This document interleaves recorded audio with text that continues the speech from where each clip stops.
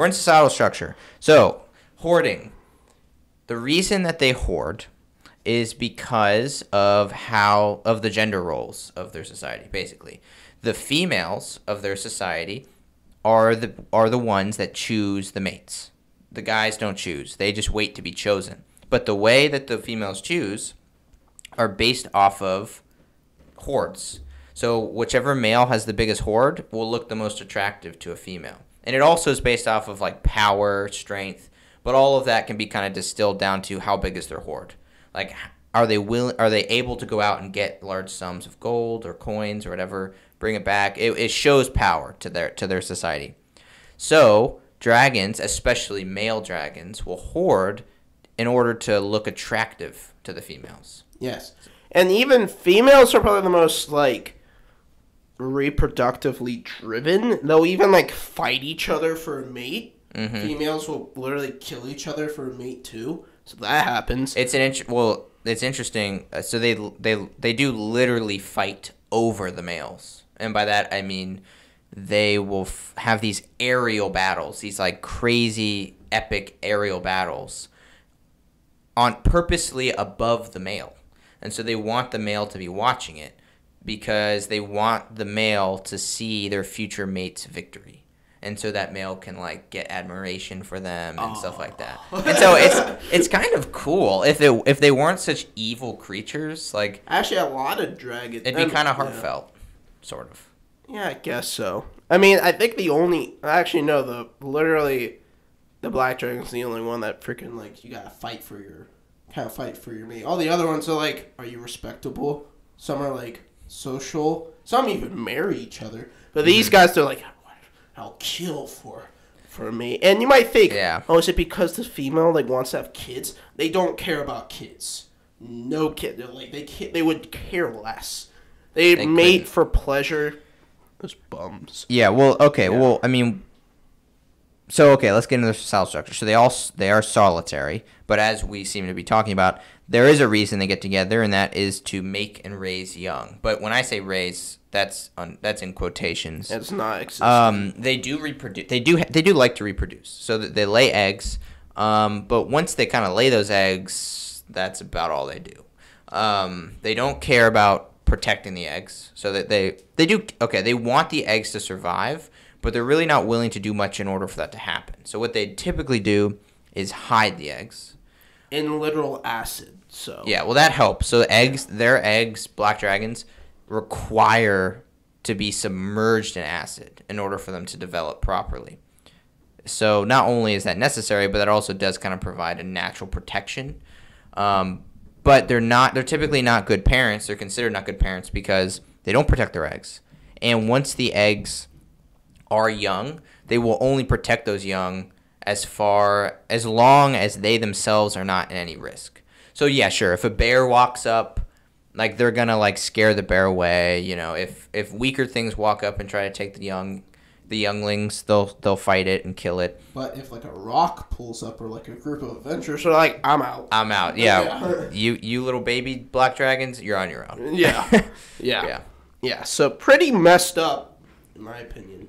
But they'll even have their minions protect their children, too. So hags, kobolds. True. Allies of the dragon, which I'm not sure. You're getting into enemies and allies now. Well, I guess so. But that's basically it. But a big thing about them, their social structure, is they never, ever, ever want to be dominated. That's their big no-no. Yeah. Yeah, so when I say that, I mean they will run for their lives, abandon their children if they're about to die or they think they'll die. But as soon as you say, you're going to be my mount, they'll be like, nah, I'm killing you now. And they'll fight to the death.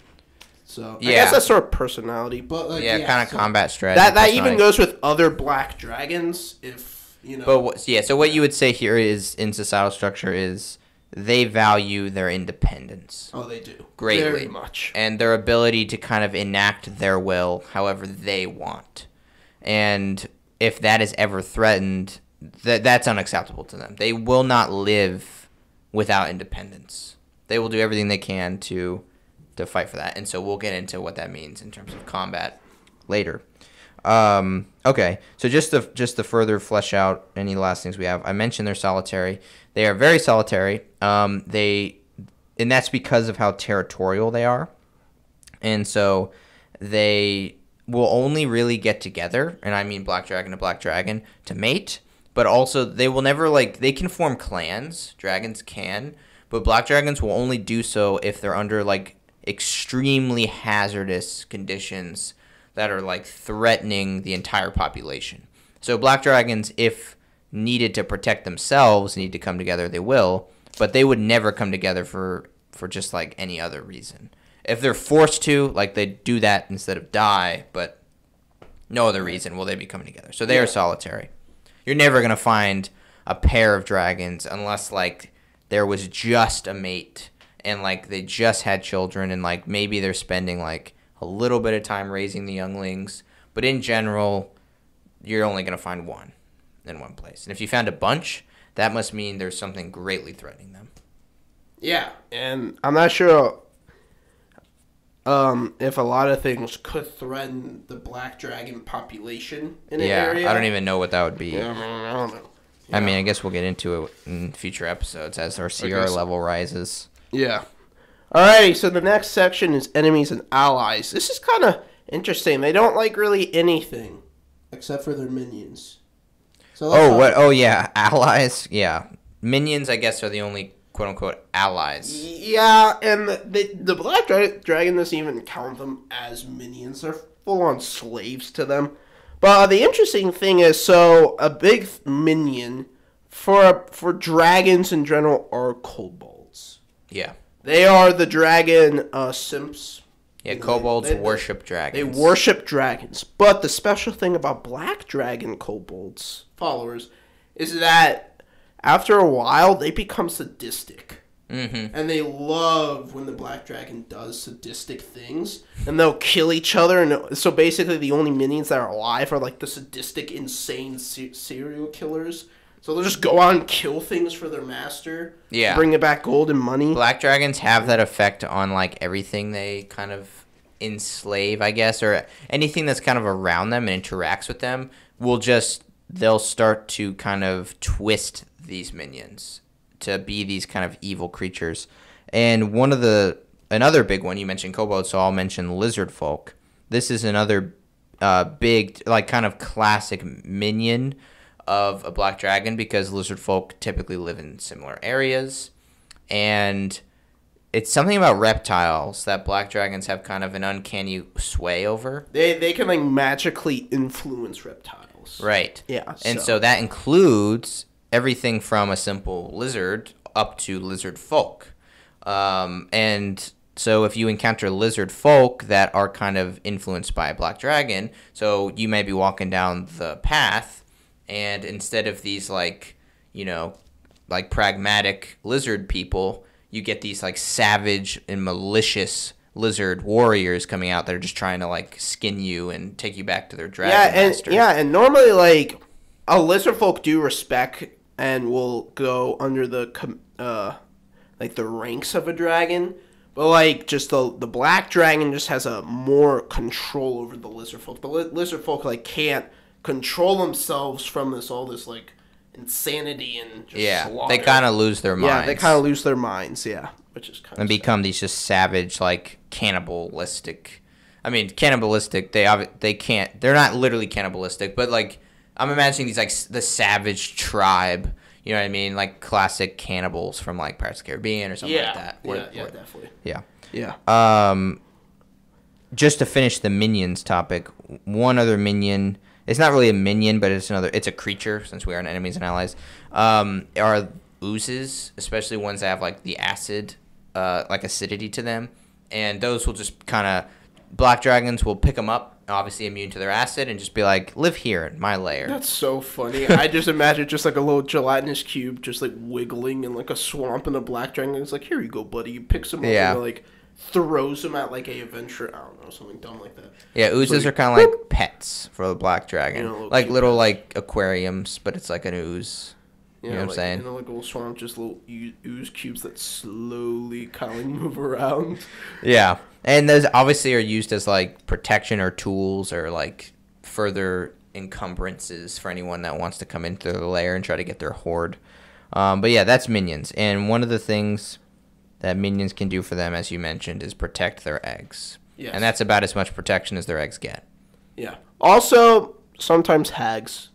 Yeah, anything that benefits from black dragons will typically be like, all right, the black dragon's not protecting their own eggs, but I'll protect their eggs because I benefit from these things existing. So I'll spend some energy and protect them. Yeah. Like hags would do that. Yeah, yeah. All right, so for their enemies, though, anything that is normal and likes happiness, black dragons hate. Anything that's currently happy. That little bunny rabbit seems a little too happy. Yeah, so like other creatures prospering makes them mad. So if anyone's like helping that prospering happen, I hate you. Yeah, they get mad about it, and they're like, that just makes them mad. Yeah. So in terms of how they interact with other types of dragons, so they're pretty apathetic